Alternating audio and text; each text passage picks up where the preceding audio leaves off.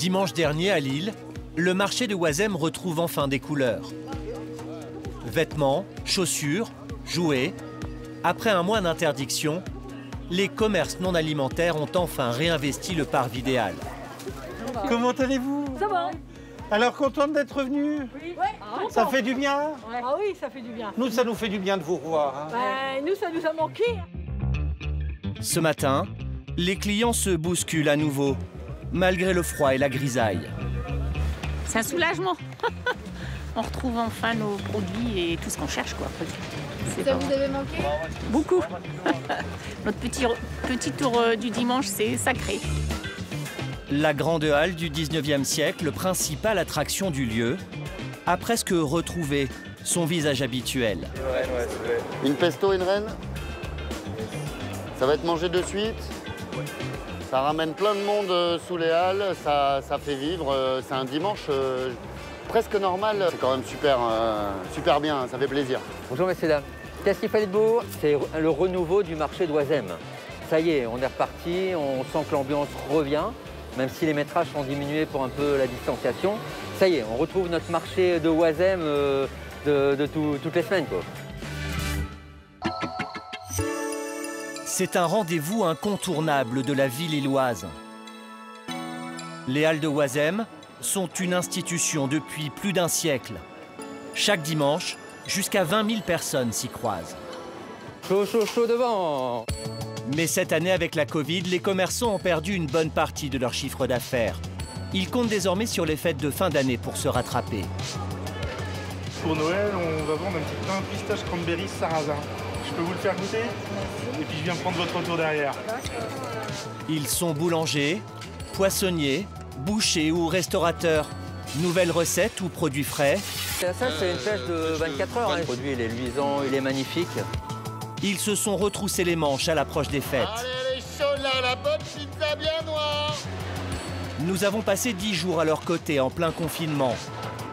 Tous sont bien décidés à sauver leur commerce et à attirer les clients dans ce temple du bien manger.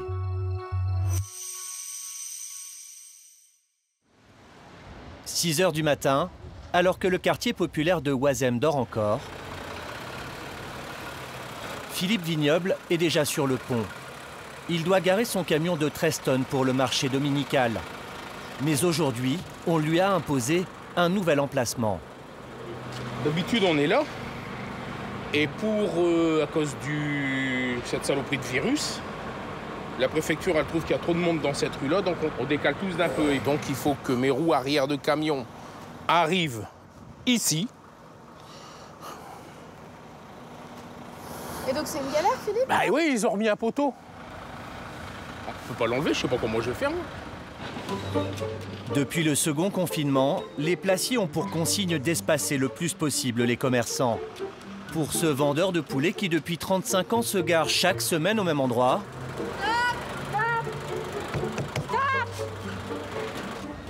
la manœuvre s'annonce compliquée. Stop! Hop! Pour Philippe, cela s'est joué à quelques centimètres. Merci, je le sais que je suis de travers. Ils ont remis un poteau. Je fais comment pour m'y mettre? Il devra s'y prendre à 3 fois avant de réussir à se garer. J'ai jamais autant perdu de temps pour m'installer. Jamais. Vas-y, relève, Valérie. Cette figure du marché travaille en famille avec sa femme Valérie, sa fille, sa belle-sœur et son beau-fils. Ils ne seront pas de trop pour embrocher plus de 300 poulets, canards et dindonneaux avant l'arrivée des premiers clients. Ils sont les plus gros vendeurs de volailles du marché. L'été, ils peuvent écouler jusqu'à 1 tonne de marchandises en une matinée. Mais ça, c'était avant le premier confinement. Depuis, Philippe a perdu près de 30% de son chiffre d'affaires. D'abord les dorés côté peau, et c'est plus comme d'habitude. C'est malheureux, il y a un truc qui est cassé.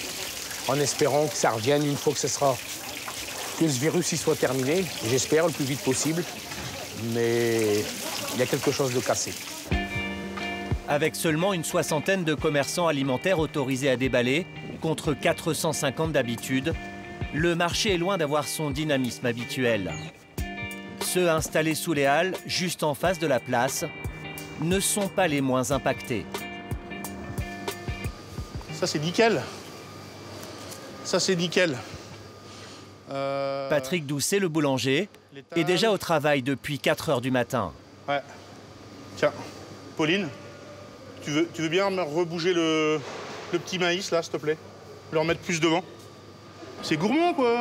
On a envie de tout croquer, quoi. Regardez. Oh. C'est canon. Cela fait seulement 1 an que Patrick est installé ici. Il a investi 200 000 € pour refaire son stand. Et il commence à peine à fidéliser sa clientèle. Alors, confinement ou non, il ne compte pas se relâcher. Alors voilà, ça, c'est des petits seigles abricots. Ça, c'est mignon comme tout. On va les ouvrir. Des halles, pour moi, c'est gourmand. C'est ce que ça veut dire, des halles, quoi. Des halles, voilà, il faut que ça sente le produit frais, le produit naturel, le produit local. Les fêtes de fin d'année s'annoncent cruciales pour ce patron qui possède une autre boulangerie à Lille. Petite réunion, messieurs? Café croissant? Cela fait plusieurs semaines qu'il prépare Noël avec son équipe.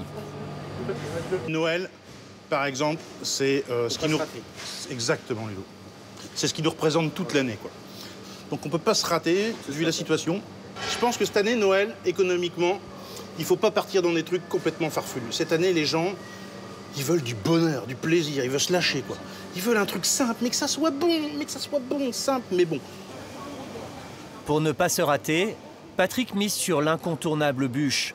Cela fait plusieurs jours qu'il élabore sa recette. Je mange pas la bûche, je goûte, monsieur. Avec Ludovic, son pâtissier. Surveille ta ligne quand même. C'est très très bon. Très léger, très bon. Ludovic superpose les couches avec minutie. Ganache au chocolat et à la vanille de Madagascar, moelleux au chocolat au lait et praliné croustillant. Tout est fait maison. C'est top ça. Et après quelques heures au froid, la touche finale. Ça, c'est canon. Ça, c'est très très canon. C'est simple. C'est simple, c'est Voilà, beau, il n'y a rien. c'est tout est propre. consommable. C'est nickel. Pour le look, c'est nickel. C'est validé à 200%.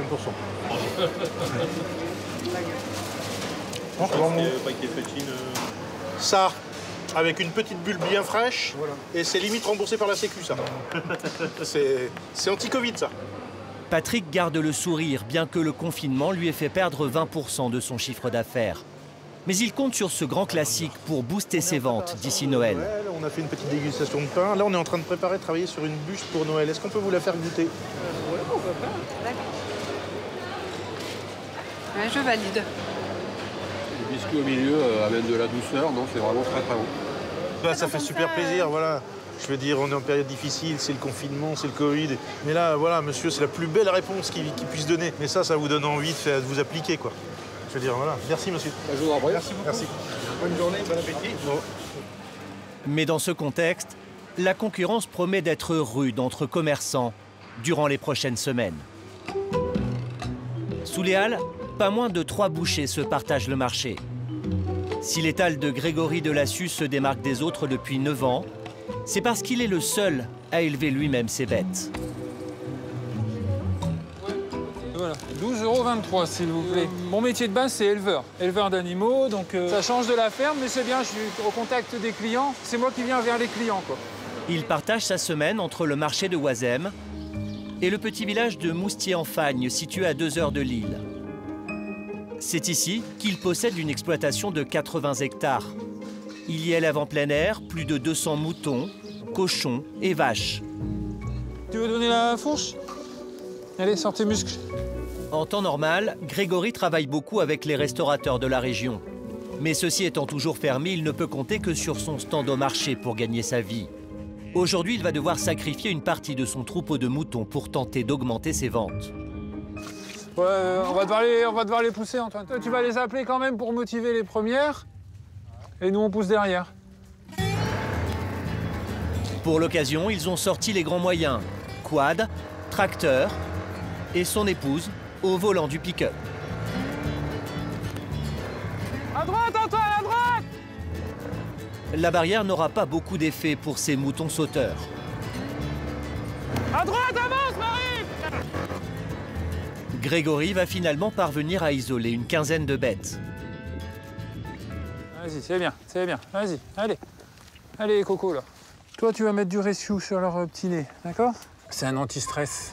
Alors c'est des... Bon, après on y croit pas, mais c'est des fleurs de bac. Et du coup, c'est ce qu'on prend quand on a un choc plutôt émotionnel. Et comme là, ils vont aller à l'abattoir, pour eux, c'est pas très marrant, quoi. Du coup, on en met un petit peu. Célestin, goûte. Faut vendre. Faut diminuer le cheptel, faut faire entrer de la trésorerie. Donc c'est un peu un pari, hein, parce que j'en ai 2 de vendus pour le moment. Donc tous les autres, il faut réussir à les vendre. Ça va être chaud. C'est bon, Kiki? Pour écouler cette énorme quantité de viande, Grégory a dû trouver de nouvelles idées et solliciter l'aide d'un grand nom de la cuisine avec qui il a rendez-vous dans quelques jours. Ça va. Retour aux Halles. Allez, je sors le panneau. En cette fin d'année, certains jouent carrément la survie de leur commerce. C'est le cas de Jean-Charles Laforgue, 47 ans. Il est à la tête de cette petite pizzeria. Alors, On a quoi en plus? En trop? Bah là, on a du maroilles qui traîne. Il faudrait faire aussi le lardon. Chorizo, ça peut être sympa. Des champignons et c'est tout. On l'a fait à 11 balles. À 11 balles, ça marche. Pour ne rien gaspiller, Jean-Charles travaille à flux tendu. Tout est fait maison, uniquement avec des produits frais qu'il achète directement sous les halles. Sa spécialité, la pizza ch'ti. Pour m'amuser, tu vois, je fais une pâte noire avec du charbon végétal. Tu vois, ça va te permettre d'avoir une bonne digestion et de pouvoir prendre une 5 fromages. Et le charbon dans le nord, ça parle. Un charbon. Donc c'est bien. C'est le petit plus qui peut attirer les clients. Habituellement, son stand grouille de clients attablés au comptoir. Mais aujourd'hui, il ne peut plus faire que de la vente à emporter. En conséquence, il a dû licencier 3 salariés et faire des sacrifices personnels. Je me paye pas. Je me paye pas. Là, c'est pas possible. Si je veux payer mes employés, les fournitures, les produits, l'électricité, les charges, etc. Non, je peux pas me payer. C'est pas grave, je peux manger des pizzas. On va se battre en tout cas, on va pas se laisser faire. Il faut avoir le sourire pour les clients, rester positif. Allez, je vais au resto, à tout à l'heure. Ce stand n'est pas sa seule source d'inquiétude. Jean-Charles a un second établissement en ville. Il a ouvert ce restaurant dans le centre de Lille il y a à peine plus d'1 mois, juste avant le 2e confinement.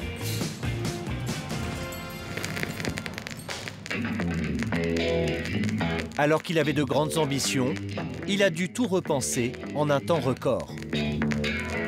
Donc les tables étaient là, on avait d'abord 30 personnes, ensuite on est passé à 24 personnes et après on est passé à 20 personnes. Et puis là maintenant, voilà, on est emporté. Pour l'heure, le lieu est loin d'être rentable. Par exemple, là, hier, on a fait 8 € sur la journée. Alors 8 €, ça fait un couvert. Donc pour vraiment que je sois rentable, il faudrait que je sois à 10 couverts pour être à la limite, pour pouvoir payer les factures. Et à 15 couverts pour avoir une marge pour pouvoir payer les gens. Là, ce qui me permet de tenir, c'est Molto. C'est Molto dans les halles. C'est même pas de l'équilibre. C'est lui qui me sauve la vie. Donc si lui commence à se casser la gueule, c'est les deux qui se cassent la gueule. Pour sauver ces 2 points de vente, Jean-Charles travaille tous les jours sous les halles. Mais avec 8 000 € de coûts de fonctionnement et aucune aide de l'État, il ne s'en sort pas. Bonjour. Bonjour. Je vais chercher de la farine, je reviens.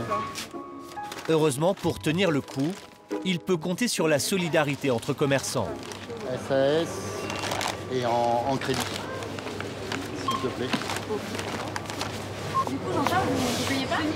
Non, je paye pas. C'est un accord qu'on a entre commerçants. Enfin, surtout moi, je me fournis pas mal dans les halles. Donc en fait, j'ai un compte à chaque endroit. Et ça me permet d'étaler sur ma trésorerie et d'avoir un crédit et d'avoir un paiement par mois. Merci bien. Je te remercie. Tiens mon biquet. Merci, super chef. En puisant dans sa trésorerie, Jean-Charles dispose de quoi tenir un mois à peine. Ça y est, fin de journée. C'est fini. On emballe. S'il ne parvient pas à remonter son chiffre d'affaires, il sera contraint de fermer l'un de ces deux établissements. Mais si certains comme lui sont sur un fil, d'autres arrivent encore à tirer leur épingle du jeu. 2h30 du matin, 2 fois par semaine, c'est le même rituel pour Jean-Pierre Fauré, poissonnier sous les Halles. Direction la Criée, avec son bras droit, Cédric. Alors, le café du matin est indispensable. Pour démarrer, il en faut 2. Le premier pour ouvrir le premier œil, le deuxième pour ouvrir le deuxième œil. Pour obtenir les meilleurs poissons de la région à bon prix, il n'hésite pas à faire près de 150 km. Une habitude qu'il tient de son père et de son grand-père, poissonnier avant lui. C'est toujours un peu la surprise de savoir ce qu'on va réussir à découvrir en vente.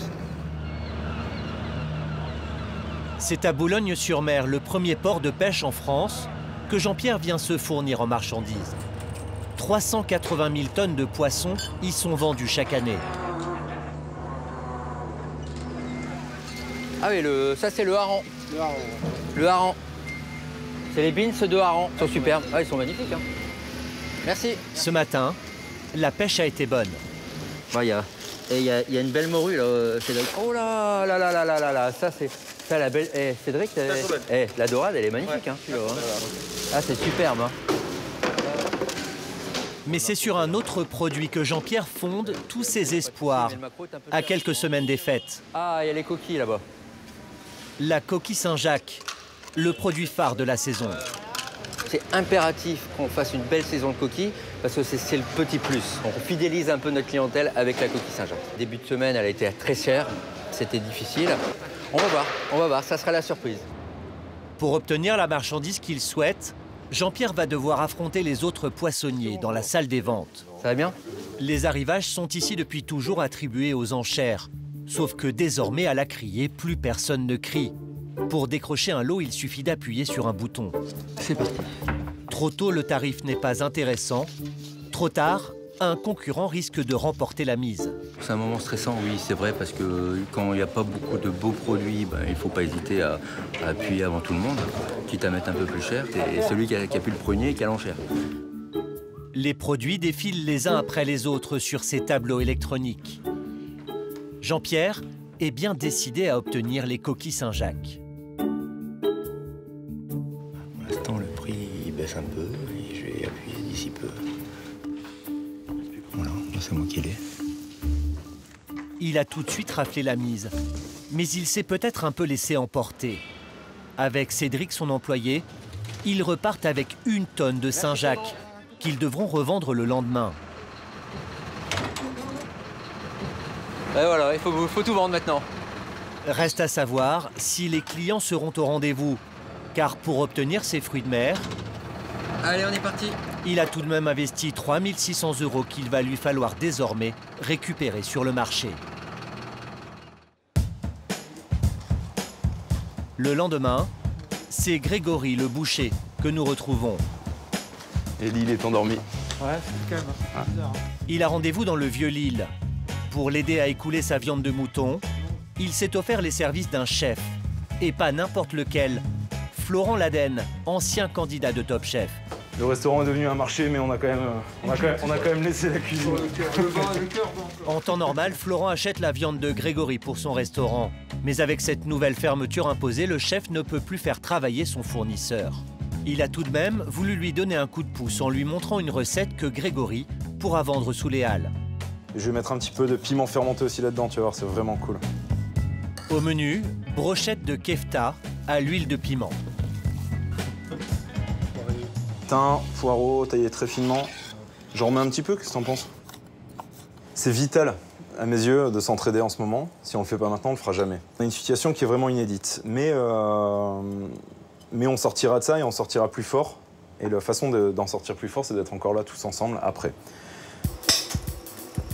Ok, on va passer à la cuisson des keftas.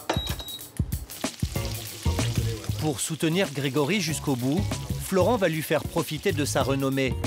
Les keftas, en partageant à ses 100 000 abonnés sur les réseaux sociaux la recette qu'ils pourront acheter au marché de Oisem. Tu vois d'ailleurs, non? On va y aller. Ça envoie. C'est cool, hein? Les brochettes de kefta seront en vente le jour même sur le stand de Grégory. Celui-ci n'a plus qu'à espérer que le coup de pub de Florent Laden fonctionne. Quelques heures plus tard, rien qu'aujourd'hui, Grégory a 120 kilos de viande de mouton à écouler. Ouais. Gaëtan, c'est bon? T'es prêt? Gigot, épaules et les fameux kefta mis au point par Florent Laden. Voilà, donc là, c'est des kefta que j'ai façonnés. Donc c'est avec la viande d'agneau au soy, qui vivent à l'état sauvage dans les prairies. On les a attrapés il n'y a pas très longtemps, là. Et comme c'est là... La recette du chef a visiblement fait le buzz. Les clients ont répondu à l'appel lancé sur les réseaux sociaux. Vous en mettez deux? Oui, oui. Ça marche. Les kefta, hop, prêts à faire dorer à la poêle. Avec un petit filet d'huile. Et bien saisir que ça soit croustillant. Ouais. Les ventes s'enchaînent. Je t'ai préparé ton gigot. Je sais que tu as une bonne recette à faire avec. Et ça fait un gigot de casé. Ouais, voilà. Ça, c'est déjà une bonne chose. Ça fait une belle pièce. 41,75. Donc, il fait 1,7 kg, hein. C'est un beau morceau. Hein. Pour Grégory, c'est une très belle vente par les temps qui courent. Ben, c'est surtout en cette période qu'il faut les soutenir, les commerçants, parce qu'ils morflent énormément. Donc on est là, on leur montre qu'on est là, qu'on les aime bien, qu'on aime bien leurs produits. À la fin de la journée, l'éleveur boucher peut enfin respirer. Il a vendu 80% de sa marchandise. Ça fait déjà un gros camion de foin, quoi, pour pouvoir acheter. Donc c'est bien, on pourra nourrir les animaux et donc je suis rassuré, oui. C'est une période nouvelle et particulière qu'on n'a jamais traversée, donc c'est difficile de dire ce sera comme ça, quoi. On peut espérer, mais en tout cas, là c'est encourageant. Voilà, c'est ce qu'on peut dire. Pour Patrick, le boulanger, la semaine se déroule au pas de charge. Pardon, bonjour, excusez-moi. Il est carrément en rupture de stock sous les halles. Alors il doit aller se ravitailler dans sa deuxième boulangerie juste en face. Paul, je viens récupérer les baguettes pour les halles, il n'y a plus rien. Tu les as préparées? Super. Canon, t'es un chef, Paul. Allez, c'est parti, on y retourne. Waouh, tiens, c'est pas grave. Hop. Allez, t'es-moi une, là, ça sauve les meubles. Voilà, je vous les pose là, les autres, derrière. Voilà. Ouh, ouais, ça va passer le cap. Mais le réassort ne suffira pas, car depuis ce matin, son stand ne désemplit pas. Bon week-end, au revoir. Les ventes vont même au-delà de ses espérances. Bon week-end. Il a dépassé son chiffre d'affaires de l'année dernière, à la même époque. 14 heures, plus de pain, plus de tourte de meule, produit local, mais waouh, bravo quoi. Quand vous voyez ça, vous êtes soulagé? Ouais, ça fait plaisir, C'est vraiment de bonheur quoi. Le bonheur, regardez, j'ai le sourire. Quel sourire. C'est le plus beau cadeau qu'on puisse nous faire. Mais certains commerçants, eux, sont loin de voir le bout du tunnel. Ce sont les restaurateurs qui ne sont toujours pas autorisés à rouvrir. Quelques-uns d'entre eux ont décidé d'entrer en résistance. À quelques mètres des halles, difficile depuis l'extérieur de déceler la moindre activité dans ce bar. Et pourtant...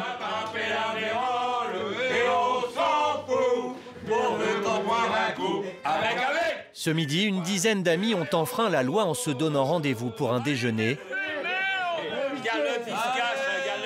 bien arrosé. Ils ont tous plus de 50 ans et alors que les rassemblements sont interdits, ils ne comptent pas renoncer à leur liberté. L'être humain a besoin d'un minimum de vie sociale, d'amitié, de plaisir, voilà. Sinon, on devient des robots, on nous remplace par des machines. Bon, c'est parti. Ah, le bruit est magique. À la tête de cette brasserie, Guy, propriétaire depuis 10 ans. Il sait qu'en recevant des clients, il se place dans l'illégalité. Mais avec un employé à payer, il estime ne pas avoir le choix. En tout cas, c'est une prise de risque de votre part, un petit peu quand même. Mon banquier ne demande pas si j'ai pris des risques. Hein. Mon banquier demande si tu as payé. Point barre. L'État m'a promis de me donner l'argent, mais je n'ai pas encore vu la couleur de l'argent. Donc j'attends de voir. En attendant, il faudrait que j'ai quand même un petit peu quelque chose. Si Guy se fait prendre, son établissement risque une fermeture administrative et une amende de 135 €. Mais le petit groupe d'amis, lui, a déjà prévu de remettre le couvert la semaine prochaine. 6h30 du matin, alors que la plupart des boutiques des Halles ont encore le rideau baissé, Jean-Pierre, le poissonnier, est déjà en plein déchargement. Thibaut, vous mettez la glace? Allez, on enlève tout ça. Parfait, super. Avec son équipe de 10 salariés, ils ont 600 kilos de marchandises à installer, dont les fameuses coquilles Saint-Jacques, achetées la veille. En 30 ans sous les Halles, Jean-Pierre s'est imposé ici comme le roi du poisson. J'avais 10-12 ans, je venais donner un coup de main à mes parents sur le marché le week-end. Donc la passion du poisson est venue toute seule. Mon père, il m'a dit, je me souviens, j'étais en 3e, bah, écoute, si tu travailles bien au 3e trimestre, tu pourras faire ton école de poissonnerie. J'ai terminé 2e. Pas premier, mais 2e. Du coup, j'ai eu le droit à mon école de poissonnerie. Puis voilà, c'est là qu'a commencé mon métier de poissonnier. Donc on fait un petit point sur la vente de ce matin. Donc il va falloir mettre toutes vos compétences en route. Vous avez vu la coquille, on a ramené une paire de caisses de coquilles. Et aujourd'hui, je veux le challenge. On vend tout. On vend tout, Malik. Hein. Je sais que vous êtes super bon dans la coquille. Allez, on y va, c'est parti. Allez, au boulot. En plus de ce stand, chaud devant. Jean-Pierre gère un deuxième emplacement, à quelques minutes de là, sur un autre marché. Ça va, Cédric? Ça va, vous? Oui, ça va. Chaque année, la coquille Saint-Jacques fait l'objet d'une compétition amicale avec son bras droit, Cédric. Ouais, prêt. Ok. Et on est au taquet, là. Challenge est lancé avec Wazem. Il y a déjà 20 kilos de Philippe. Si jamais il vous en manque, hein, vous nous appelez, je vous en ramène. Hein. À mon avis, je pense dans 1 heure, je vais vous appeler. Non, allez, arrêtez. Allez, la coquille, les 4,24 kg, 8,45 kg. Allez, on a du marteau, on du marteau là. Ensuite, les taquets, s'il vous plaît. Pour faire face à la demande, Cédric doit tenir la cadence. Heureusement, il maîtrise parfaitement la technique pour ouvrir les coquillages. Ça va vite, hein? Ah, c'est à la chaîne. Hein. 4 kilos en 3 minutes chrono. On va les passer en moins de 2. Hein. Alors, et qu'est-ce que vous gagnez? Le respect. Le respect du patron. Et non, et le petit pain, non. Souvent, ils payent le petit pain ou les croissants le lendemain. Moi, je paye pas souvent. Les 8 kilos. 2 heures à peine après l'ouverture, il a déjà vendu 150 kilos de Saint-Jacques. Ouais. Sous les Halles, l'équipe de Jean-Pierre n'est pas en reste. Ces coquilles Saint-Jacques font également fureur. Ah, quelle belle coquille Saint-Jacques! Depuis la Covid, Jean-Pierre est l'un des rares à tirer son épingle du jeu et à maintenir son chiffre d'affaires. 111,23, s'il vous plaît. S'il vous plaît. Merci. Ah, Cédric. Alors, ça a été? Ça a été. Ouais. Alors, vous avez fait quoi, là? Vous avez vendu tous vos coquilles? Il me manquait juste 10 kilos. 10 kilos, vous n'avez pas fini à 10 kilos? 290 kilos. On vous a battu. Et les filles, on a battu le marché, hein? Ah, bah c'est bien. Bon, super. C'est bien. Bon, il vous reste pas grand-chose. Bon, nous, on a fait 340 kilos. Allez. Super, bon boulot. Merci. Allez, je vous laisse continuer. Quelques heures plus tard, le poissonnier aura réussi à écouler la quasi-totalité de son lot de Saint-Jacques. 6 000 € en une journée, plus que l'année dernière à la même époque. Tous les commerçants du marché de Wazem espèrent désormais que le déconfinement, annoncé pour le 15 décembre, fera définitivement revenir leurs clients.